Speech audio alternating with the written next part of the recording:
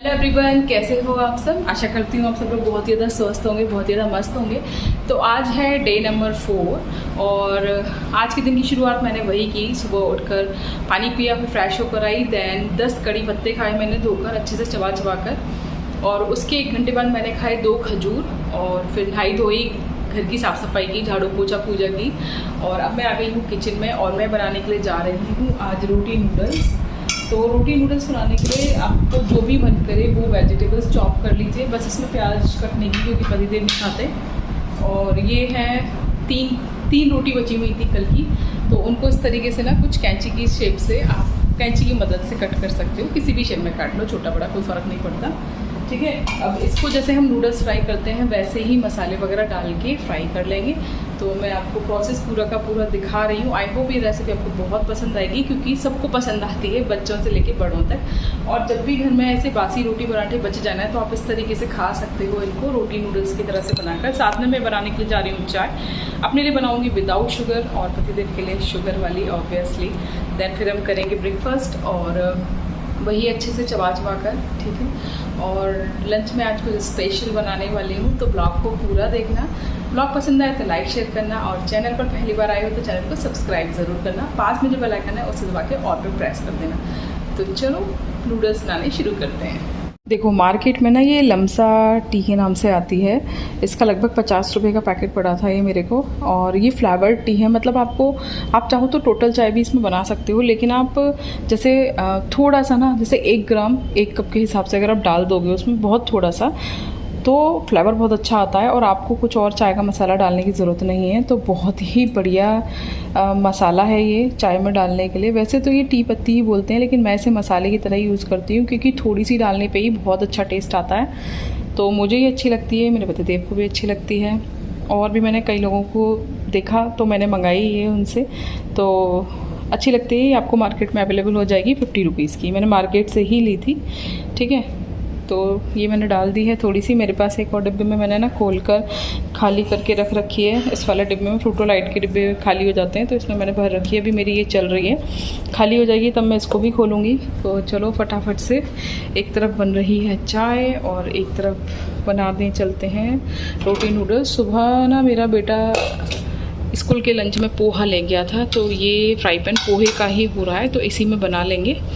ठीक है, तो ये ना मैंने थोड़ा सा सरसों का तेल लिया है, मेरा तेल पका हुआ ही है, मैं पहले से पका के रख लेती हूँ। इसमें थोड़ी सी डाली है हींग और थोड़ी सी डाली है राई। ठीक है, इसमें हल्दी नहीं डलती इन वाले नूडल्स में। और वेजिटेबल्स को डाल देंगे हम अपनी, और मिर्च वगैरह नमक वगैरह आप अपने टेस्ट के अकॉर्डिंग डाल सकते हो, जैसा भी आपको पसंद हो, तीखा कम तीखा। मुझे तो आजकल कुछ ज़्यादा ही तीखा खाने का मन करता रहता है, पता नहीं क्यों। तो वैसे ना मैं इसमें आलू नहीं डालती हूँ बॉयल्ड, लेकिन सुबह ना मेरे बेटा जो पोहा मैंने उसके लिए बनाया था ना, उसमें मैंने थोड़ा सा आधा आलू ही कट किया था बॉयल्ड, क्योंकि बस एक जने के हिसाब से ही बनाया था। तो थोड़ा सा आलू बचा था तो मैंने इसमें डाल के ख़त्म कर दिया, नहीं तो मैं इसमें आलू नहीं डालती हूँ बिल्कुल भी। और उसको पोहा इतना पसंद है, उसने कल रात को भी पोहा खाया था डिनर में, और अब भी स्कूल में लंच में पोहा लेकर गया है। और चाय के साथ ना वो ज़्यादा सुबह कुछ खाता नहीं है, तो मैं उसे 2 वही मल्टीग्रेन बिस्किट जो मैंने आपको दिखाए थे ना डाइजेस्टिव वाले, वही दे देती हूँ। वो 2 बिस्किट चाय से खा के जाता है, और फिर वो पोहा लेकर गया था। अब इसमें डाल देंगे थोड़ा सा नमक, थोड़ा सा सब्जी को गलने देंगे, फिर इसमें थोड़ा सा सॉस ऐड करेंगे और अपने नूडल्स ऐड कर देंगे। तो इसे ढक देते हैं, थोड़ा सा गलने देते हैं सब्जियों को। देखो कितने अच्छे नूडल्स बने हैं। ये नूडल्स पतिदेव से कटवाए हैं मैंने अभी अपने ऐसे काम आप किसी को भी दे सकते हो, हनु भी कर देता है और टाइम बच जाता है थोड़ा सा। इधर बन रही है हमारी चाय। अभी मैंने इसमें चीनी ऐड नहीं की है, अपनी चाय निकाल कर तब मैं इसमें चीनी ऐड करूँगी। बर्तन तो मेरे ना पूरे दिन ही धुलते रहते हैं, क्योंकि जैसे जैसे होते जाते हैं मैं थोड़े थोड़े करके ना धोती जाती हूँ बर्तन को, तो बर्तन तो पूरे दिन ही धुलाई चलती रहती है मेरी। और देखो ये है मेरा छोटा वाला स्टैंड, जिससे, और एक मेरे पास बड़ा स्टैंड भी है जिससे मतलब जिसमें मैं मोबाइल लगाकर शूट करती हूँ, जब प्रॉपर आपको दिखाती हूँ। अभी तो खैर मैं हाथ में ही मोबाइल पकड़ कर ना वीडियो शूट कर रही हूँ, इसलिए मैं आपको स्टैंड दिखा पा रही हूँ। ये मैंने फ्लिपकार्ट से मंगाया था, और जो बड़ा वाला स्टैंड है मेरा जिसमें लाइट भी लगी हुई है, वो मैंने यहीं लोकल मार्केट से ही लिया था। मैंने ना कुछ दिन पहले चैनल पर आपको बताया था कि जैसे मैं जो सब्जियां चॉप करती हूँ वो चॉपर की जगह पर ना मिक्सी से ही कर लेती हूँ। तो देखो मिक्सी में ना ये बटन है मेरे, ठीक है, ऑफ़ का है, ये मिक्सी चलाने का है सिंगल, ये बहुत तेज़ चलाने का है डबल बटन, और ये जिस पे इंच लिख रहा है ना, ये बटन ना अगर आप मतलब ये एकदम से नहीं चलता, ऑन होता है और एक सेकंड पे चलता है ये वाला जो बटन होता है। तो इसको ना आप दबा दबा के ना बिल्कुल चॉपर की तरह से यूज़ कर सकते हो। सब्जियां बिल्कुल चॉपर की तरह से कट जाती हैं। मैं हो सका तो आपको ना दिखा दूंगी, मतलब चला के किसी वीडियो में। अभी तो मैं बता रही थी क्योंकि आप लोगों ने पूछा था कि कौन सा बटन होता है मिक्सी में, तो ये वाला बटन है मेरी मिक्सी में। सबकी मिक्सी में होता है, हो सकता है उस पर इंच ना लिखा हो, लेकिन ऐसे रोक रोक के ना चलाने के लिए, कभी कभी जब हम मसाले वगैरह भी पीसते हैं तो वो मसालों को ना नीचे से ऊपर की तरफ फेंकने के लिए होता है वाला बटन। ये चॉपर की तरह से बहुत अच्छा काम करता है। इसे ज़रूर यूज़ करके देखना, और नहीं समझ में आए तो मुझे बताना, मैं आपको यूज़ करके बता दूंगी इसको। तो ये लगभग फ्राई हो चुका है, ठीक है। इसमें डाल देंगे फिर नूडल्स और डाल देंगे थोड़ी सी सॉस। ये टोटल 3 रोटी नूडल्स हैं, मतलब 3 रोटी के नूडल्स हैं। मैं जिसमें से एक ही रोटी के नूडल्स खाऊंगी और 2 रोटी के नूडल्स मैं अपने पतिदेव को सर्व करूंगी। तो पोर्शन कंट्रोल करके खाना है। और मुझे ना सच बता रही हूँ 3 दिन में ना अपने ऊपर फ़र्क दिख रहा है। बॉडी पहले से ज़्यादा शेप में लग रही है, खुद को खुद ज़्यादा समझ में आता है। तो देखते हैं, कंटिन्यू मुझे 1 महीने तक एक्सरसाइज करनी ही है। और मैं सोच रही हूँ कि इस एक्सरसाइज को ना कभी भी ना छोड़ूँ, रोज़ करूँ। जैसे भी जो भी एक्सरसाइज मैं कर पा रही हूँ मैं उसको ना रोज़ करूँ।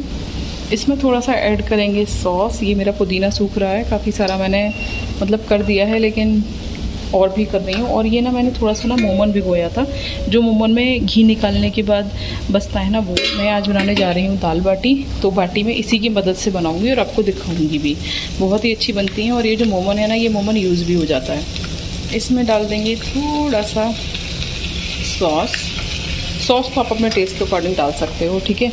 और इधर ना मैंने दाल बाटी बनाने के लिए उड़द की दाल भिगो रखी थी। इसे 1 घंटा हो गया भीगते हुए और काफ़ी भीग चुकी है। अभी नाश्ता करने के बाद अब मैं बनाना शुरू करूँगी। चटनी मेरे पास बनी हुई रखी हुई है, तो मैं आज आपको दाल बाटी बनाने का प्रोसेस भी दिखाऊंगी। तो ब्लॉग को पूरा देखना, जो समझ में ना आए वो कमेंट कर देना।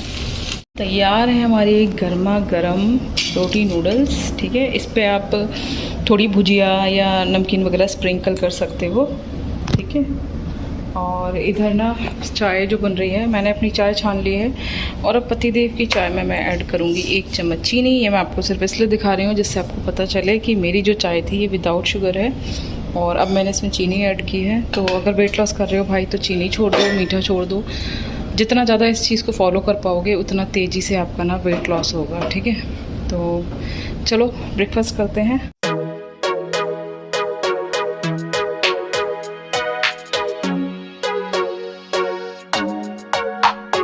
तो ये जो मैंने मोमन भिगोया था ना पानी में, ये भीग चुका है अच्छे से। इसमें आटा और थोड़ा सा नमक डाल के ना, सूखा आटा मतलब ये रहा, ठीक है। नॉर्मल जैसे रोटी पराठे का आटा मरता है वैसा ही आटा हमें मारना है, बस थोड़ा सा नमक डालना है। अगर ये वाला मोमन आपके पास अवेलेबल ना हो तो आप थोड़ा सा देसी घी या फिर जो भी ऑयल आप यूज़ करते हो वो वाला ऑयल डालकर भी इसका आटा लगा सकते हो, ठीक है। तो अब इसमें डालेंगे थोड़ा सा ऑयल और आटा लगाते हैं। तो इधर बॉईल हो रहा है दूध। और ये जो मैंने आटा मारा था ना, मैंने अभी भी आपको दिखाया था, इस आटे को ना 2 पार्ट में डिवाइड करके मैंने कुछ इस तरीके से ना चपटा कर दिया है। और इसे डालेंगे कुकर के अंदर। और थोड़ा सा पहले पानी डाल लेते हैं कुकर में, क्योंकि इसको ना हमें बॉईल करना है, ठीक है। तो 1 गिलास पानी ले लेते हैं। ये 1 गिलास पानी कुकर में डालेंगे। और ये दोनों जो हमारे आटे थे ना, इनको भी कुकर में डालेंगे और थोड़ी देर हम इसको बॉईल करेंगे। ये आटा पक जाएगा ना, तब तक हमें इसे बॉईल करना है, क्योंकि आज हम बनाने के लिए जा रहे हैं बाटी, ठीक है। पतला मैंने इसलिए किया है जिससे कि बीच का जो पोर्शन है ना, ये कहीं अंदर से कच्चा ना रह जाए। तो अब इसमें थोड़ा सा पानी और डालते हैं, आटा डूब जाए इतना पानी लगभग हमें इसमें डालना है, ठीक है। अब आप चाहो तो सीटी भी ले सकते हो, अदरवाइज़ मैं तो ऐसे ही ढककर से उबाल लूँगी। तो कुकर को बंद कर दिया है। इसमें वो जो आटे की 2 लोई डाली थी चपटी कर कर, वो उबल रही हैं। और लगभग 1 सीटी ले लेते हैं और फिर जो भाप होगी वो इसमें बंद रहेगी, ठीक है। तो इसमें आटा पक जाएगा। फिर आटे को खाली करके इसमें वापस कर लेंगे और फिर उसे पीसेस करके उसे हमें मलना होगा। पुराने ज़माने में ना बाटी के आटे को हाथ से ही मला जाता था, ठीक है, लेकिन अब बहुत सारे टेक्निक्स चल गई हैं। तो मैं मलती हूँ मिक्सी में, और मिक्सी में 2 मिनट में मल जाता है, हाथ भी नहीं दुखते। तो वो मैं आपको भी दिखाऊंगी। पहले से बॉईल होने देते हैं। इधर अपनी दाल भी बनाने के लिए रखनी है। ये जो कुकर है ना जिसमें आटा बॉईल कर रही हूँ, इसमें आटा बॉईल करने के बाद इसी वाले कुकर में मैं दाल भी बॉईल कर लूँगी, ठीक है। तो चलो चलते हैं, काम करते हैं। उधर मैं कपड़े धो रही हूँ वॉशिंग मशीन में। तो ये जो आरओ का पानी भर गया है बाल्टी वाला, इसको वॉशिंग मशीन में पलट के कपड़े धो लेंगे इससे। तो चलो चलते हैं कपड़े धोने के लिए। कल का बचा हुआ दूध है, उसका मैं दही जमा रही हूँ। तो इसे गर्म कर रही हूँ और फिर इसमें थोड़ा सा दही लगाकर मैं रख दूँगी। अभी गर्मियों का टाइम है तो मैं दिन में ही दही जमाती हूँ। दिन में ही 2 घंटे में दही जम जाता है। सर्दियों में पूरी रात रखना पड़ता है, बट गर्मियों में बहुत जल्दी जम जाता है। मिल चुके हैं और ये देखो यहाँ पर ऑलरेडी ना 3 बाल्टी पानी और रखा है, और 2 बाल्टी पानी उधर मेरा किचन में रखा हुआ था। तो आप लोग समझ सकते हो कि आरओ का वेस्ट कितना सारा पानी निकलता है और मैं कितना सारा पानी पीती हूँ, क्योंकि ज़्यादातर घर में मैं ही रहती हूँ। उसके बाद हनु लगभग शाम से घर पर रहता है, क्योंकि स्कूल से आने के बाद वो कोचिंग जाता है। लगभग शाम से वो घर पर रहता है, और पतिदेव तो घर पर बहुत ही कम पानी पीते हैं, क्योंकि वो घर पर रहते ही बहुत कम है। लेकिन सबसे ज़्यादा पानी मैं पीती हूँ। और सोचो कितना सारा पानी वेस्ट वाटर इकट्ठा हो जाता है कि मेरे कपड़े भी धुल जाते हैं, पोंछा भी लग जाता है इसी वेस्ट वाले पानी से। तो इसी तरीके से आपको वेट लॉस जर्नी में ज़्यादा से ज़्यादा पानी पीना है। चलो कपड़े धोते हैं, वाला पानी पलटते हैं मशीन में और कपड़े धोते हैं। तरीके से ना ये आटा उबल चुका है। अब इसे इसमें खाली कर लेंगे और फिर से तोड़कर पीसेंगे, ठीक है। तो ये ना मैंने दाल धोकर डाल दी है, 2-3 बार धो ली थी। इसमें डालेंगे नमक और हल्दी और इसे बॉईल होने के लिए रख देंगे, ठीक है। 2 सीटी ले लेंगे इसमें। और इधर ये जो हमारा बॉइल्ड हो गया था ना आटा, इसको कुछ इस तरीके से काट कर थोड़ा सा ठंडा करेंगे, जिससे कि इसे पीसने में आसानी हो, क्योंकि मिक्सी में बहुत ज़्यादा गर्म तो नहीं पिस पाता, तो इसीलिए थोड़ा ठंडा करना पड़ेगा। लेकिन हाँ, जब पहले के टाइम में हम लोग हाथ से ही इसको मथते थे, या मतलब जैसे आलू को मैश किया जाता है ना, वैसे ही मैश करना पड़ता है। तो वो गरम गरम ही करना पड़ता था। ठंडा होकर भाई साहब ये और भी ज़्यादा टाइट हो जाता है। लेकिन अब जब हम मिक्सी में मैश कर लेते हैं ना, तो गरम ठंडे से कोई फ़र्क नहीं पड़ता और बहुत जल्दी मैश हो जाता है। इस तरीके से इसे काट के ना छोटे छोटे पीसेस में कर देंगे, जिससे कि थोड़ा सा ठंडा हो जाए। मिक्सी में ज़्यादा गर्म चीज़ों में ना प्रेशर बनने लगता है गर्म भाप का, तो वो ढक्कन ठीक से लग नहीं पाता और मिक्सी भी फटने का डर रहता है गरम चीज़ों से। तो कुछ इस तरीके से इनको छोटे छोटे पीसेस में कट कर देंगे, ठीक है। बस ठंडा होने देते हैं, फिर मैं इसे मिक्सी में पीस कर आपको दिखाती हूँ। इतनी देर में दाल में ले लेते हैं 2 सीटी। तो कपड़े धोने के बाद ना मशीन में पानी रह जाता है थोड़ा सा, जिसे हम ऐसे ही निकाल देते हैं। मैं क्या करती हूँ, हर महीने इसमें ना जो आसन होते हैं ना घर के सारे, उनको बस ऐसे ही पानी में चला देती हूँ, जिससे आसन साफ़ हो जाते हैं। और ये जो वेस्ट पानी है ये ऐसे ही वेस्ट नहीं होता, वरना नाली में निकाल के हम इसे वेस्ट ही कर देते हैं। तो ये जो लास्ट का पानी है, मैं इसका भी कुछ ना यूज़ कर लेती हूँ आप लोगों को, इसलिए मैं दिखा रही हूँ, जिससे आप लोग भी कर सको। घर के आसन कोई ना कोई आसन गंदा रहता ही है, तो पानी में निकाल दिया करो। ये पानी भी यूज़ हो जाता है और आसन भी साफ़ हो जाते हैं।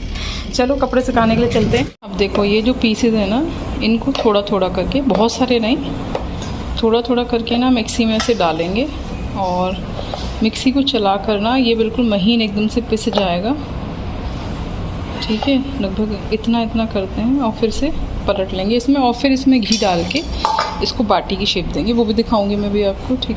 पहले से पीस लेते हैं।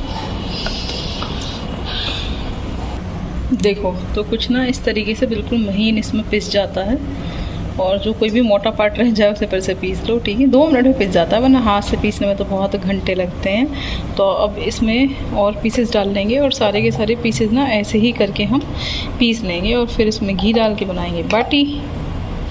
तो मैं आपको दिखा रही हूँ, मैंने अब सारा का सारा पीस लिया है। जितना भी आटा बॉईल किया था हमने नमक और मोहन वाला, इसमें डालेंगे थोड़ा सा देसी घी और इसको अच्छे से बाइंड करेंगे और इसकी बाटी बनाएंगे गोल गोल, जो कि मैं दिखा रही हूँ आपको। इसको ना वापस ऐसे आटे की तरह से बाइंड करना है फिर से, ठीक है। थोड़ा सा प्रोसेस तो है ही, लेकिन बहुत अच्छी बनती हैं इससे बाटी, एकदम फोकी। बाटी बनाने का एक राजस्थानी तरीका और है जो मुझे पसंद नहीं है, क्योंकि मैंने बचपन से ऐसी ही वाली बाटी खाई है, तो मुझे वो तरीका थोड़ा सा कम अच्छा लगता है। इसे फिर से मलेंगे, पूरा का पूरा आटा एक साथ ना मल पाओ तो थोड़ा थोड़ा करके मल लेना, ठीक है। ध्यान रखना घी बहुत ज़्यादा मत डालना, वरना बाटियाँ जब सेकोगे ना तो फट जाएंगी, इसीलिए थोड़ा सा घी आटा मारते वक्त डाल देना और थोड़ा सा घी इस वक्त, ठीक है। अब इसमें क्या करना है, जितनी बड़ी भी बाटी बनाना चाहते हो, जस्ट सपोज कि इतनी बड़ी बनाना चाहते हैं हम, ठीक है। बहुत ज़्यादा बड़ी बाटी मुझे पसंद नहीं है, तो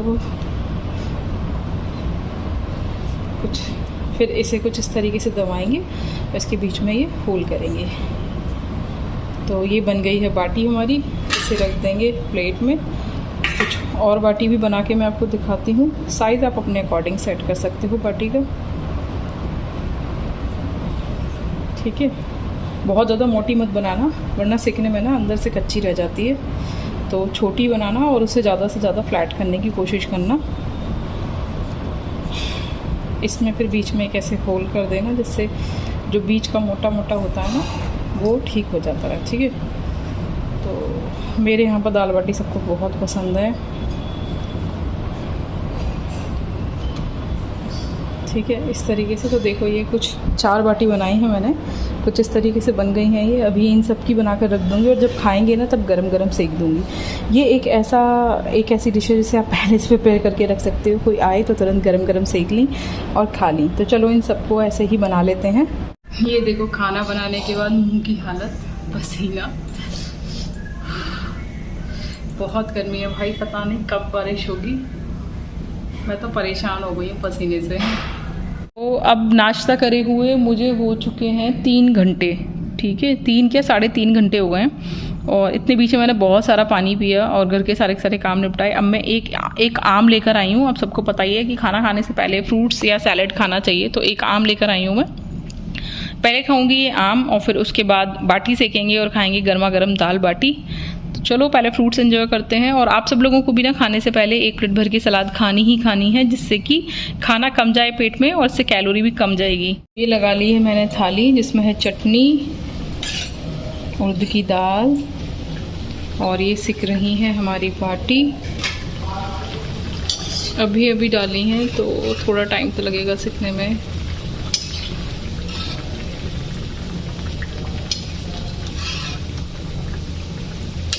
सिकने देते हैं, देन सर्व करते हैं इनको। एकदम लाल लाल करारा करारा क्रिस्पी क्रिस्पी सेकना है हमको।